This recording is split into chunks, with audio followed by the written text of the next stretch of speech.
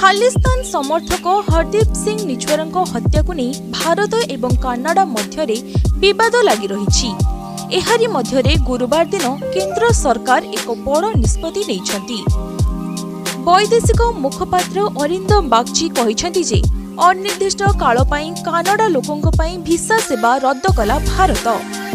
अर्थात भारत को आसिबाकु थिबा कानाडा नागरिकों को एबे भारतर भिसा अनिर्दिष्ट काल पई मिली पारिबो नाही। एने बीएलएस इंटरनेशनल वेबसाइट जरिया रे नोटिस जारी करा जाई सूचना दिया जाइछि।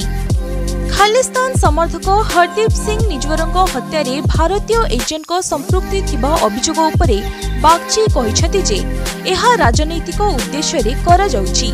वास्तव रे एही अभियोग भित्तिहीन। निकटरे कानाडार प्रधानमंत्री जस्टिन ट्रुडो दाबी करिसेंती जे निज्वरଙ୍କ हत्यारे जणे भारतीय एजेंट को हाथ थिबार आशंका करा जाउछि।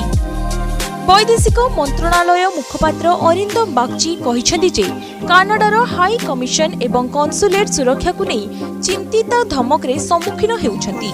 एहा सेमानकर साधारण कार्य को प्रभावित करुछि। तेणु हाई कमिशन एवं कन्सुलेट भिसा सामयिक भाव में भिसा आवेदन करिबारे असमर्था। एहार समीक्षा जारी रहिबो।